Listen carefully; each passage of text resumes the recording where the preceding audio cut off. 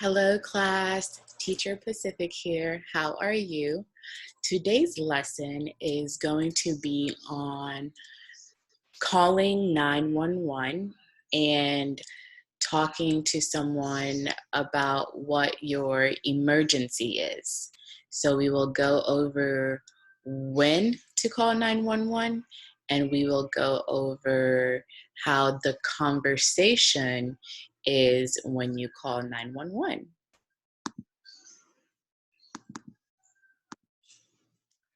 So, when you call 911, you will either be asking for the police or you will be asking for the fire department or you will be asking for an ambulance.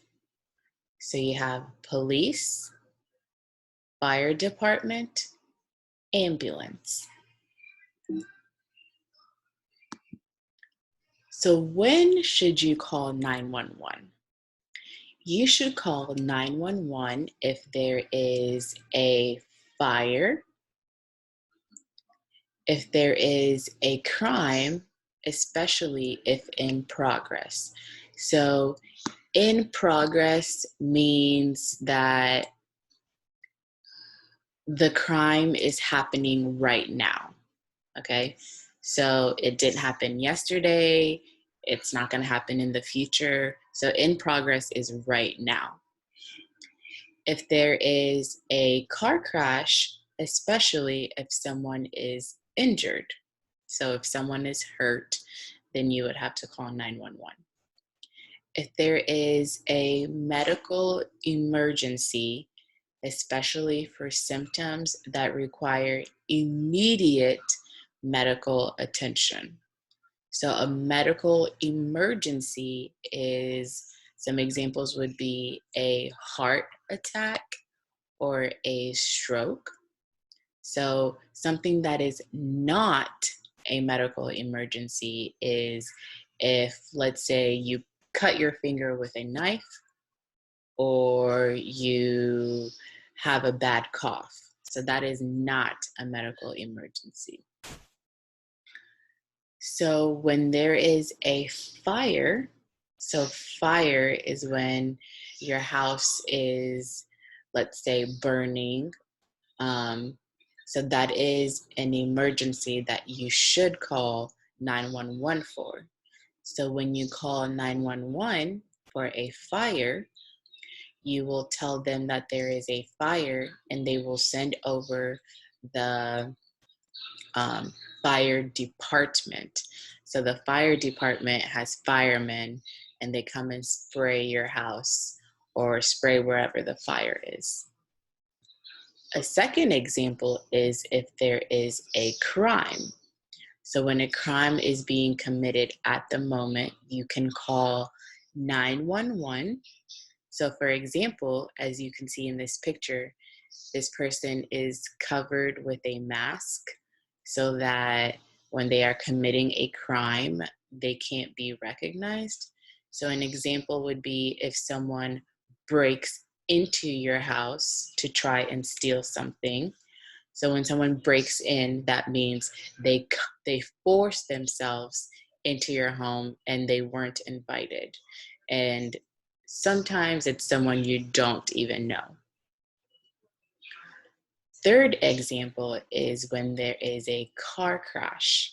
So when there is a car crash and someone is hurt, you call 911 and the police come and an ambulance comes. So when there is a car crash and someone is hurt, you should call 911. If you have a car accident and no one is hurt, you can still call 911 so that you can file a police report. So next is when there is a medical emergency. So as you can see, this person has fallen and they're holding their hand across their heart. So this person probably had a heart attack or they had a stroke. So when that happens, as you can see, this person is calling 911 and you ask for an ambulance. So when you call 911, this is how the conversation would go.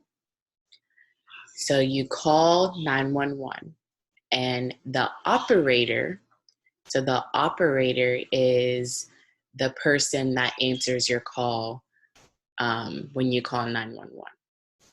So I will do and read this conversation, and so you can know what to expect when you call 911.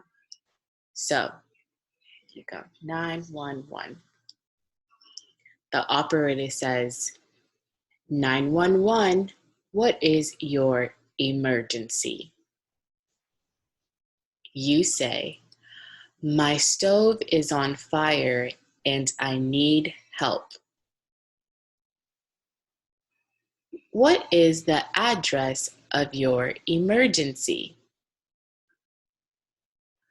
My address is 614 Douglas Park. What is your name? My name is Mary Lowe. Does anyone need medical help? Yes, my son is having trouble breathing. How did the fire start? I fell asleep with food cooking on the stove. Are you still inside the home?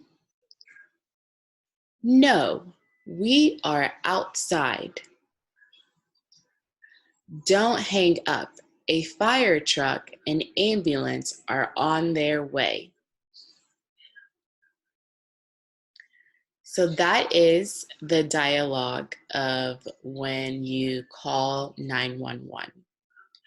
So to go over a few things, you should know your address by heart. So you need to memorize your address so that if you have an emergency and you call 911, they will be able to come and find you so they know where to go when you have an emergency. You should also know how to say your first and last name, so that is important. And you should know how to describe your emergency. So when you call, they can send the right people to your home. So for example, if you call 911 for a fire, you will need the fire department. So if you call 911, you have to be able to tell them what the emergency is. So if you call 911 because there was someone breaking into your house, you don't want them to send the fire department because there's no fire. It is a break-in. So you would want the police officers to come.